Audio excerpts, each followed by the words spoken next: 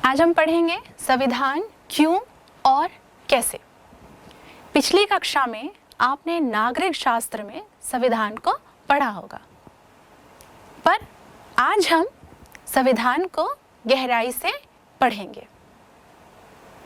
पहला प्रश्न ये कि संविधान क्या है।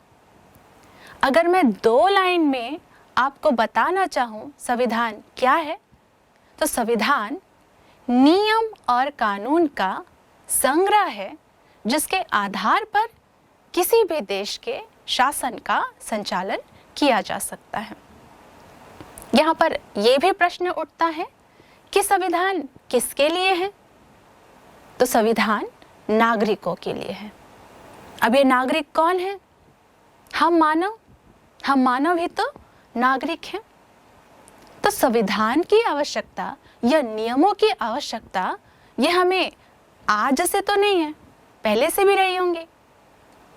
तो देखते हैं प्राचीन काल से मानव को नियमों की आवश्यकता कैसे होती है। मानव जो है पहले अकेला था, उसके बाद किसी से मिला तो परिवार बना, परिवार से फिर समूह, फिर समाज बने। अब ये जो समाज में मानव रहता है, तो मानव का एक स्वभाव है लालसा का, और खास तौर पर संपत्ति की लालसा का स्वभाव है। मानव ने भूमि पर कब्जा कर लिया, फिर दूसरे मानव ने भी किसी की भूमि पर कब्जा करना शुरू कर दिया। तो ऐसे में संपत्ति के लिए इनके बीच संघर्ष होना शुरू हो गया। ऐसे में किसी ने सोचा होगा कि इन संघर्षों को रोकने के लिए हमारे पास कुछ नियम होने चाहिए, और वो जो नियम जो हैं वो सामाजिक नियम कहलाते थे, जो समाज में संघर्षों को रोकने के लिए बना था। अब फिर धीरे धीरे ये जो समाज है कालांतर में ये बढ़ते गया। समाज से फिर नगर बनना शुरू हो गया, नगर से फिर राज्य, फिर राज्य से देश बनना शुरू हो गया।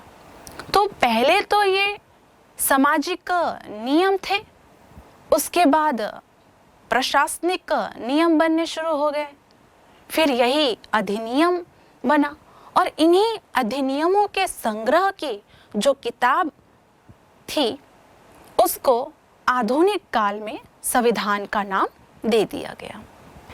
अब संविधान हमारे लिए क्यों आवश्यक है, तो 4 ऐसे महत्वपूर्ण मुद्दे हैं जिसके लिए संविधान आवश्यक है।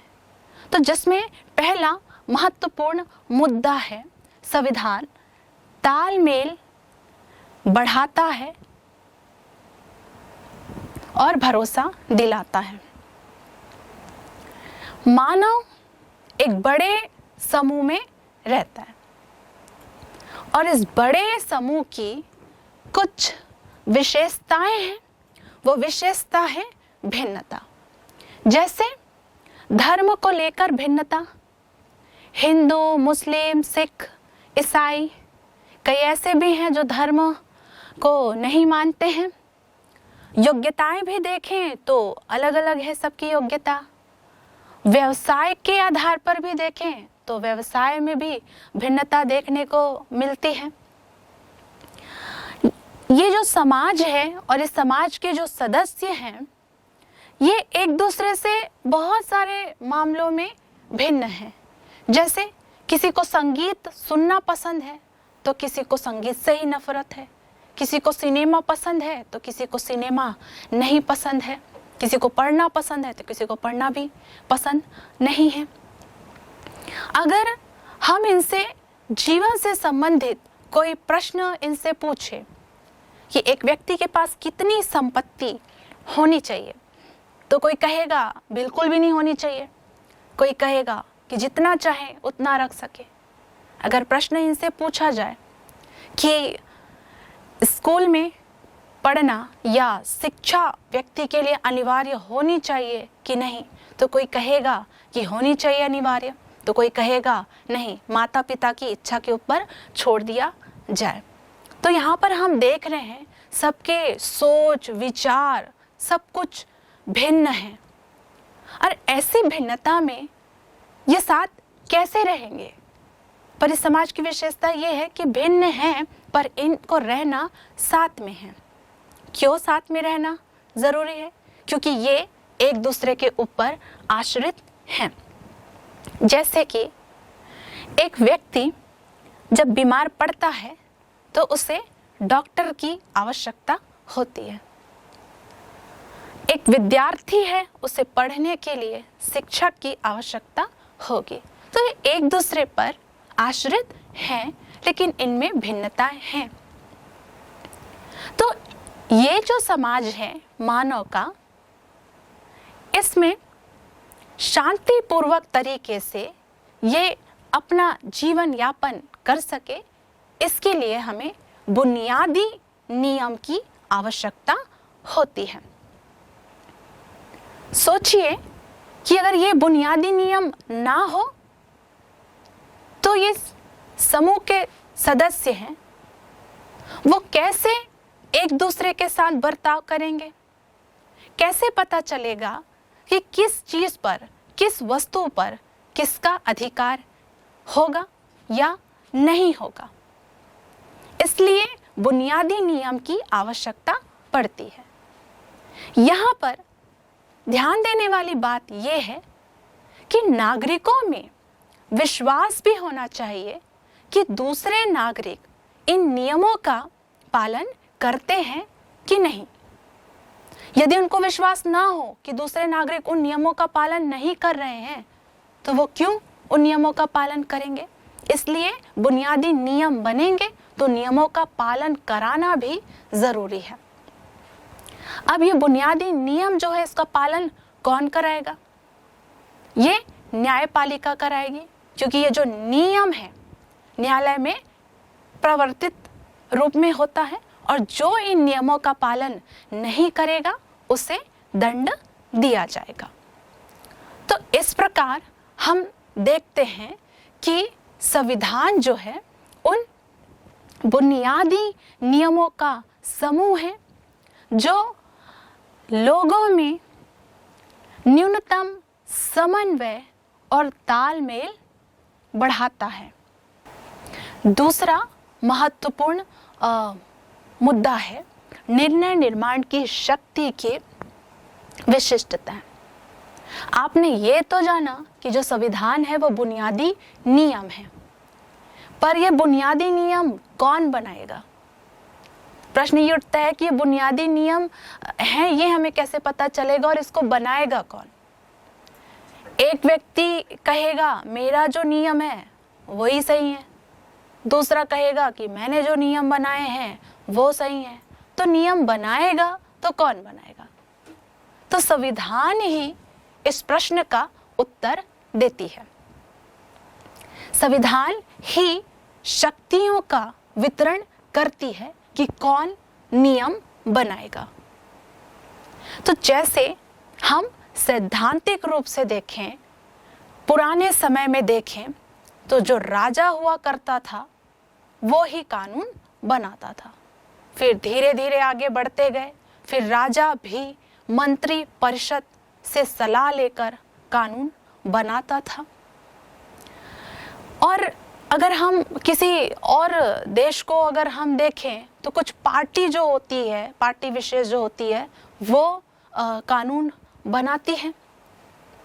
या प्रत्यक्ष प्रजातंत्र में यूनान की पद्धति को देखें तो जितनी बार वो कानून बनाते थे उतनी बार वो जनता से सहमति लेते थे।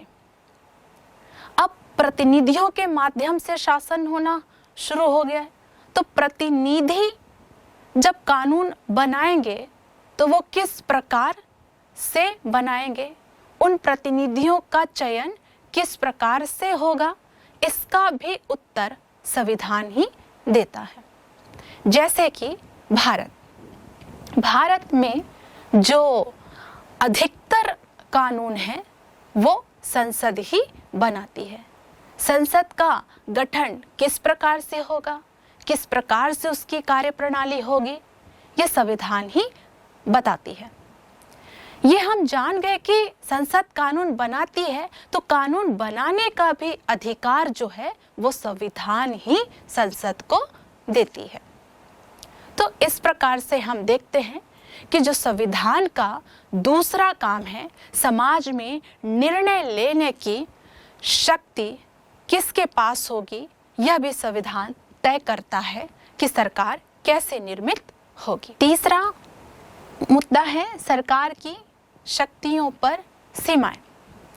हमने ये तो जाना कि संविधान क्या है, कानून कौन बनाएगा, तो कानून सरकार बनाएगी। सरकार जो कानून बना रही है, क्या जनता उस कानून को स्वीकार करेगी यदि वो अनुचित हो या अन्यायपूर्ण हो, जैसे कि किसी जाति या धर्म के लोग किसी कुएं का पानी नहीं पी सकते, या कोई व्यक्ति धर्म का पालन नहीं कर सकता, या किसी विशेष रंग के कपड़ों को नहीं पहन सकता। ऐसे कानून अगर सरकार बनाएगी तो क्या नागरिक उन कानूनों का पालन करेंगे? नहीं करेंगे। तो नहीं करने के लिए भी उनके पास अधिकार का होना जरूरी है, जिससे वो अनुचित कानून का विरोध कर सके। तो संविधान जो है नागरिकों को कुछ मौलिक अधिकार देती है। अलग अलग देशों के संविधानों में मौलिक जो अधिकार है उसकी जो व्याख्या है वो अलग अलग है, पर किसी न किसी रूप में वो नागरिकों को अधिकार देते हैं। जैसे कि भाषण देने की स्वतंत्रता, संगठन बनाने की स्वतंत्रता, इस प्रकार से अधिकार देते हैं। और ये अधिकार इतने मौलिक होते हैं कि सरकार भी इसका उल्लंघन नहीं कर सकती। यही सरकार पर सीमाएं लगाती हैं कि वो किसी भी प्रकार के अनुचित और अन्यायपूर्ण कानून जो है वो नागरिकों के लिए नहीं बना सकती। अतः इसका जो तीसरा जो काम है वह है सरकार द्वारा अपने नागरिकों पर लागू किए जाने वाले कानून पर कुछ सीमाएं लगाएं। ये सीमाएं इस रूप में मौलिक हैं कि सरकार कभी उसका उल्लंघन नहीं कर सकती है। हमने देखा संविधान क्या है, नियम है, वो नियम कौन बनाएगा, सरकार बनाएगी। नागरिक हैं, उनको मौलिक अधिकार दिए गए हैं। अब बचा क्या? समाज, जिसमें भिन्नता है, इसमें विषमता है। इस विषमता को भी तो दूर करना पड़ेगा। इसके उत्तर जो है वो भी संविधान देता है। समाज की आकांक्षाएं और लक्ष्य क्या होने चाहिए।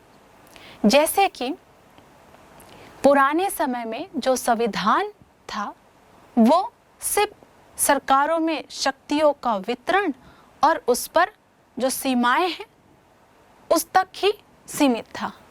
पर 20वीं शताब्दी के बाद हम देखें तो इसमें हम भारत का उदाहरण हम ले सकते हैं। हम अगर राजनीति सिद्धांत की बात करें तो स्वतंत्रता है वो पहले आती है, उसके बाद में समानता आती है। पर भारत के संविधान में अगर आप अधिकारों की बात करो तो पहला जो अधिकार है वो समता का अधिकार है। समता का अधिकार जिसे भारत ने पहले अधिकार के रूप में रखा, क्यों रखा होगा? क्योंकि भारत में विषमताएं बहुत थी और इन विषमताओं को दूर करना जरूरी है। ये विषमता आर्थिक आधार पर भी हो सकते हैं। कोई गरीब है तो कोई अमीर है। सभी व्यक्ति तो अमीर नहीं हो सकते, ना सभी व्यक्ति गरीब नहीं हो सकते। तो हर एक व्यक्ति की न्यूनतम आवश्यकताओं को पूरा होना भी जरूरी है। जातिगत विषमताएं भी बहुत हैं जिसे दूर करना भी जरूरी है। तो संविधान ही बताती है कि राज्य के लक्ष्य क्या हैं और राज्य की आकांक्षाएं क्या होनी चाहिए। पर 20वीं शताब्दी के बाद अगर हम संविधान के उदाहरण में देखें तो भारत का जो संविधान है सबसे सुंदर इसका उदाहरण है। भारत के संविधान में पहला जो अधिकार है समता का अधिकार है, लेकिन जब हम राजनीति शास्त्र के सिद्धांत को देखते हैं तो समानता से पहले स्वतंत्रता आती है। पर भारत ने समता के ही अधिकार को पहला अधिकार रखा है। ऐसा क्यों? क्योंकि भारत में असमानताएं बहुत थी, तो इन असमानता को दूर करने के लिए समता लानी जरूरी है। भारत में विषमता बहुत थी, जातिगत आधार पर विषमता बहुत, धार्मिक आधार पर विषमता और अमीरी और गरीबी की भी विषमता है। तो इन विषमताओं को दूर करना भी ज़रूरी है। तो हम देखते हैं कि ब्रिटेन का उपनिवेश आयरलैंड सबसे पहले वो ब्रिटिशों से आज़ाद हुआ। जब वो आज़ाद हुआ तो उन्हें ये महसूस हुआ कि सरकार का जो काम है सिर्फ शोषण करना नहीं है, लूटना नहीं है। सरकार के भी दायित्व होते हैं कि वो राज्य के लिए, समाज के लिए, नागरिकों के लिए कार्य करें। तो उन्होंने नीति निर्देशक तत्व बनाया जो राज्य अपने नागरिकों के लिए करता है। और भारत ने इस विचार को, नीति निर्देशक तत्वों को आयरलैंड से ग्रहण किया है। इन नीति निर्देशक तत्वों में समाज को एक लोक कल्याणकारी बनाया जाता है। लोगों की जो मिनिमम जो आवश्यकता है उसकी पूर्ति की जाती है। ये संविधान बताता है कि समाज के लक्ष्य और आकांक्षाएं क्या होनी चाहिए। उदाहरण के लिए भारत की आकांक्षा है कि हम एक ऐसा समाज बनाएं जिसमें जातिगत भेदभाव ना हो। यदि यह हमारे समाज की आकांक्षा है तो हमें अपनी सरकारों को इतना सामर्थ्य और शक्तिशाली बनाना पड़ेगा कि वह अपने लक्ष्य को प्राप्त करने के लिए सभी आवश्यक कदम उठा सके। जैसे दक्षिण अफ्रीका में नस्लीय भेदभाव जो है वो बहुत पुराना है। तो यहाँ जब नया संविधान बनाया गया तो इन्होंने नस्लीय भेदभाव को ही मिटा दिया। वास्तव में एक संविधान अपने समाज की आकांक्षाओं का एक पिटारा होता है। भारत के संविधान निर्माताओं की इच्छा यह थी कि समाज के प्रत्येक व्यक्ति को उसकी बुनियादी भौतिक ज़रूरतें हैं या शिक्षा सहित वो सब कुछ मिलना चाहिए, जिससे व्यक्ति जो है गनीमा के साथ समाज में सम्मान पूर्वक अपना जीवन जी सके। तो संविधान सरकार को सामर्थ्य प्रदान करती है। इसमें सकारात्मक लोक कल्याणकारी कदम भी उठा सकते हैं जिन्हें कानून की मदद से लागू किया जा सकता है। जैसे भारत के संविधान को जब हम पढ़ते हैं तो हमें पता चलता है कि ऐसी सामर्थ्य प्रदान करने वाले जो प्रावधान हैं हमारे भारतीय संविधान की प्रस्तावना से सामर्थ्य प्राप्त है और मौलिक अधिकारों वाले भाग में भी हमको देखने को मिलता है। तो संविधान का चौथा काम यह है कि वो सरकार को ऐसी क्षमता प्रदान करे जिससे वह जनता की आकांक्षाओं को पूरा कर सके और एक न्यायपूर्ण समाज की स्थापना के लिए उचित परिस्थितियों का निर्माण कर सके। अब ये भी देखते हैं कि संविधान के सामर्थ्य बनाने वाले प्रावधान ऐसे कौन कौन से हैं। तो दक्षिण अफ्रीका का जो संविधान है को अनेक तरीके से उत्तरदायित्व सौंपता है। वह सरकार को पर्यावरण संरक्षण को बढ़ावा देने और अन्यायपूर्ण भेदभाव से व्यक्तियों और समूहों को बचाने का प्रयास करने के कदम उठाने का अधिकार देते हैं। यह प्रावधान भी धीरे धीरे सभी के लिए पर्याप्त और स्वास्थ्य सुविधाएं उपलब्ध कराएं। भारत में भी यही संविधान ने उत्तरदायित्व सौंपा है कि पर्यावरण का संरक्षण करे, भेदभाव को दूर करे, विषमता है, गरीबी है उसको दूर करे, स्वास्थ्य सुविधाएं हैं वो उपलब्ध कराएं। तो राज्य के नीति निर्देशक तत्व से भी सरकार लोगों की कुछ आकांक्षाओं की पूर्ति करता है। संविधान में ये बहुत अच्छी बात लिखी है कि ऊंची आकांक्षाओं और लक्ष्यों को लिखने का मतलब क्या है यदि वे व्यक्ति के जीवन को ना बदल सके। इंडोनेशिया की सरकार को यह जिम्मेदारी दी गई है कि वह राष्ट्रीय शिक्षा व्यवस्था को बनाए रखे और उसका संचालन करे। इंडोनेशिया का संविधान यह सुनिश्चित करता है कि सरकार गरीब और अनाथ बच्चों की देखभाल करे। सबसे पहले बुनियादी नियमों के आधार पर शासन हमें व्यवहारिक रूप से कहाँ देखने को सर्वप्रथम मिलता है, तो वो है यूनान। यूनान जो विश्व का सबसे पहला प्रजातंत्र था, प्रत्यक्ष प्रजातंत्र था। प्रत्यक्ष प्रजातंत्र क्यों? क्योंकि उस समय यूनान छोटे छोटे नगर राज्य हुआ करते थे और उनकी जो जनसंख्या है वो भी बहुत कम हुआ करती थी, इसलिए वहाँ पर प्रत्यक्ष प्रजातंत्र हुआ करता था। और यूनान में एक व्यवस्था थी, वो व्यवस्था थी पर्ची व्यवस्था। अब उस पर्ची व्यवस्था में होता ये था कि जितने भी यूनान के जो नागरिक हुआ करते थे उनके नामों की पर्ची डाली जाती थी और जिस व्यक्ति के नाम की पर्ची निकलती थी वो व्यक्ति शासन करता था। सोचिए कि एक बुद्धिमान व्यक्ति जिसके नाम की पर्ची निकले तो उससे हम उम्मीद कर सकते हैं कि वो एक अच्छा शासन कर सकता है, लेकिन यदि एक मूर्ख व्यक्ति के नाम की पर्ची निकले तो क्या वो एक अच्छा शासन कर सकता है? नहीं कर सकता।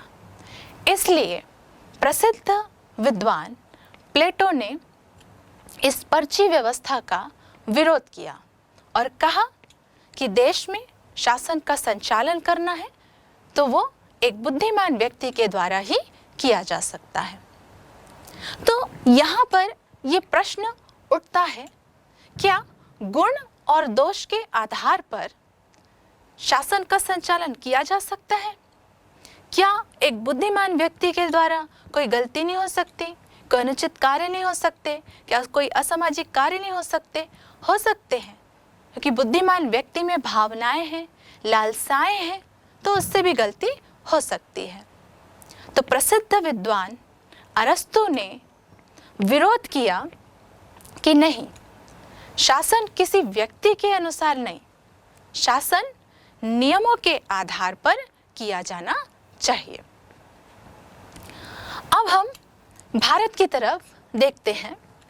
भारत में प्रसिद्ध विद्वान कौटिल्य, जिन्होंने एक महत्वपूर्ण ग्रंथ लिखा और उस ग्रंथ का नाम है अर्थशास्त्र। अर्थशास्त्र राजनीति शास्त्र का प्रसिद्ध ग्रंथ है। इसमें प्रशासनिक नियमों का संग्रह है। अर्थशास्त्र इतना महत्वपूर्ण ग्रंथ है कि कौटिल्य का शिष्य चंद्रगुप्त ने इसी अर्थशास्त्र का अनुसरण किया और नंद साम्राज्य का अंत करके मौर्य साम्राज्य की स्थापना की। और मौर्य जो साम्राज्य था वो पूरे भारत से लेकर अफगानिस्तान तक फैला था। तो चंद्रगुप्त मौर्य ने किस ग्रंथ का अनुसरण किया था? अर्थशास्त्र का अनुसरण किया। अर्थशास्त्र इतना महत्वपूर्ण ग्रंथ है कि जिसके प्रेरणा कई शासन काल में कई शासकों ने की है। ब्रिटिश शासन ने भी अर्थशास्त्र से प्रेरणा ली है। जब ईस्ट इंडिया कंपनी भारत में शासन करती थी तब ब्रिटिश सरकार कई सारे एक्ट कंपनी के लिए बनाते थे, जैसे regulating act, Pitt's India act. जब ब्रिटिश प्रत्यक्ष रूप से भारत में शासन करते थे तब वो भी नियम बनाते थे, अधिनियम बनाते थे, जैसे 1858 का एक्ट, वहां से लेकर 1935 तक का भारत शासन अधिनियम। जैसे ही भारत आज़ाद होने वाला था तो भारत को भी इन नियमों की आवश्यकता थी और भारत ने भी संविधान सभा का गठन किया कि भारत को संचालित करने के लिए एक नियम होने चाहिए। तो भारत ने भी संविधान सभा का गठन किया और भारत के लिए संविधान का निर्माण किया। तो संविधान जो है, सभी शासन काल में संविधान की आवश्यकता या नियम और कानून की आवश्यकता सभी को होती है।